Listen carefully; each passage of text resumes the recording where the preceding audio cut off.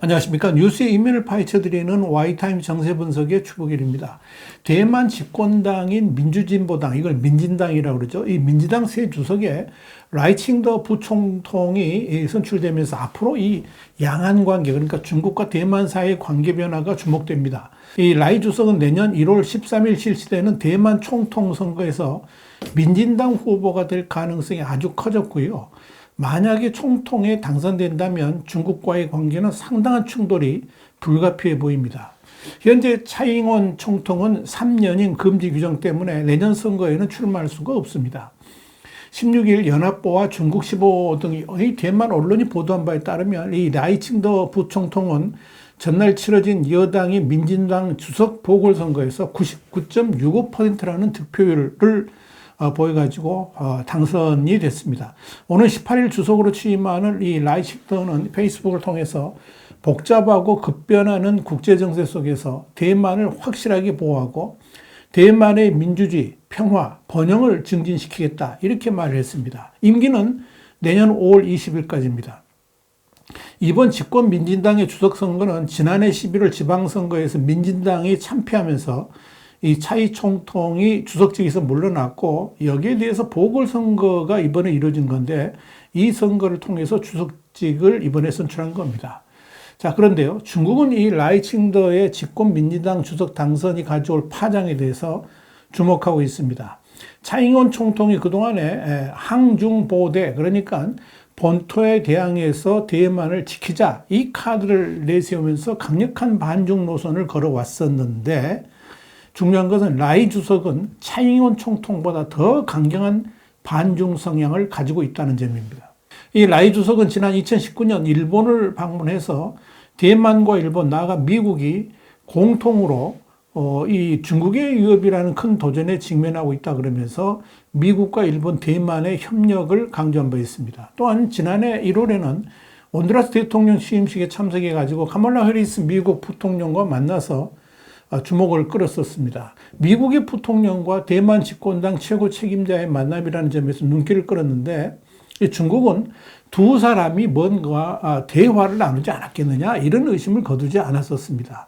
이 사안의 중요성 때문에 당시 대만 언론은 두 사람이 중국 문제에 대한 논의는 하지 않았다라고 이렇게 밝혔습니다만은 중국 외교부 대변인은 라이칭더는 대만 독립을 위한 실무자라 그러면서 그는 이미 여러 차례 대만 독립에 관한 발언을 해왔고 대만 독립 강경론을 완고하게 고집한다 그러면서 비판을 했었습니다.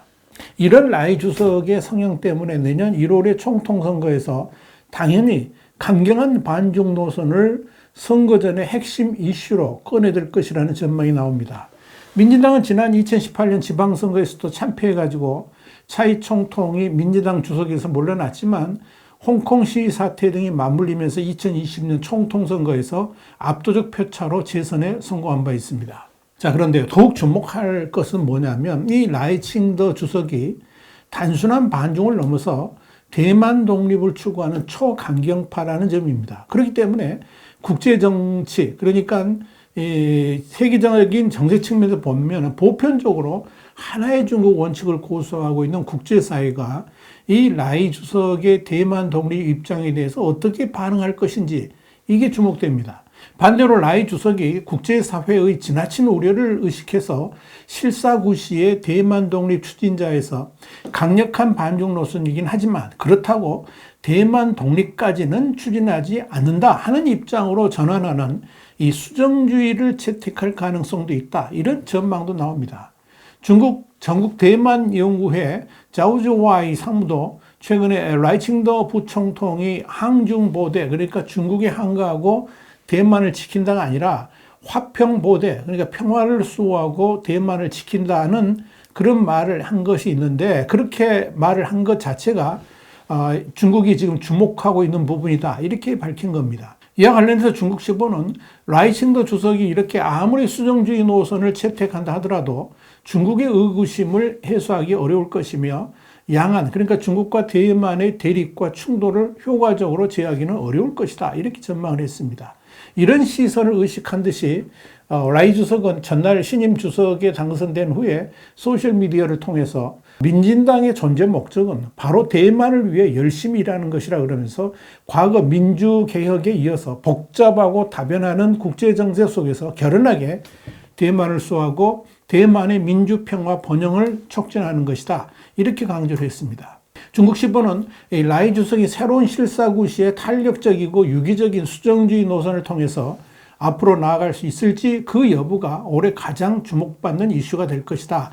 이렇게 전했습니다. 한편 제1야당인 이 국민당에서는 지난 지방선거 승리를 이끌었던 주리룬 주석과 팍스컨의 고타이밍 창립자 등이 이 총통선거 후보로 나설 가능성이 높다. 이런 전망이 나옵니다. 장제스 전 총통의 증손자이자 지난 지방선거에서 타이페이시 시장에 당선된 장완안도 유력 후보로 꼽힙니다만 그는 차차기를 노리고 있는 것으로 알려집니다. 대만중앙통신사는 오는 2024년 총통선거에서 어떻게 친중 꼬리표를 떼고 대미 관계를 돌파할지가 국민당의 숙제다. 이렇게 지적을 했습니다. 자, 여러분 흥미로운 것은 내년에 총통선거를 앞두고 있는 이 대만의 친중 성향의 국민당 후보를 중국이 당선시키기를 원할 텐데 그러려면 대만 해협의 평화 분위기를 조성해야 된다는 겁니다. 만약 대만 해협의 위기가 조성된다 그러면 지난 차이 총통 당선 당시 선거에서도 나타났습니다만은 반중 성향의 집권 민주당 후보에게 몰표를 줄 수밖에 없는 분위기가 형성될 겁니다. 이런 측면에서 중국이 올해 한 해 동안 대만에 대해서 어떤 태도를 취할지가 주목됩니다. 일단 시진핑 주석은 신년사에서 매년 연례 행사처럼 거론해오던 대만에 대한 통일론을 꺼내들지 않았죠. 아주 이례적이라고 해도 과언이 아닌 이런 시 주석의 태도는 내년 1월에 대만 총통선거를 의식한 것이 아닌가 이런 분석을 나왔습니다. 또한 이 중국 공산당과 국무원의 대만 담당 실무수장으로 임명된 숭타오 공산당 중앙 대만 공작 판공실 및 국무원 대만 사무 판공실 주임도 양안관계 잡지에 게재한 신년사를 통해서 대만을 향해서 평화통일과 일국 양제 그러니까 한국과 두 체제를 강조하면서 대만 각계 인사들과 양안관계 그리고 국가통일에 대해서 대화하겠다 이렇게 밝혔습니다.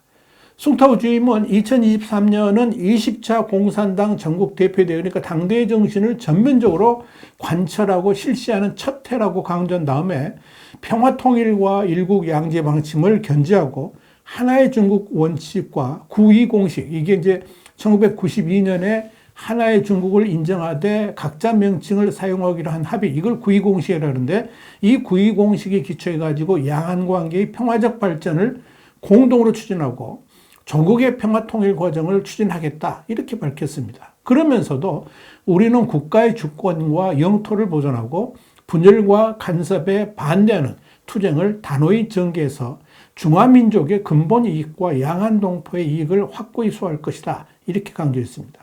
숭타오는 그러면서 대만 집권당 민진당에 대해서 지방선거 패배를 거론하면서 독립추구는 성공할 수 없는 정책이다 이렇게 직격탄을 날렸습니다.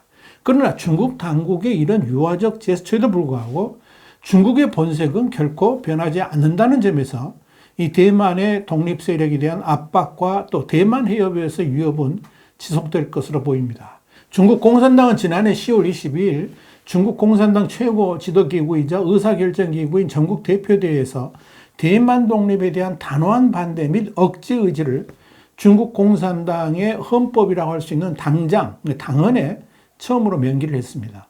정정당장에는 조국 통일 대업 완성이라는 표현이 있었습니다만은 이 같은 독립 반대 및 억제에 대한 내용은 없었습니다.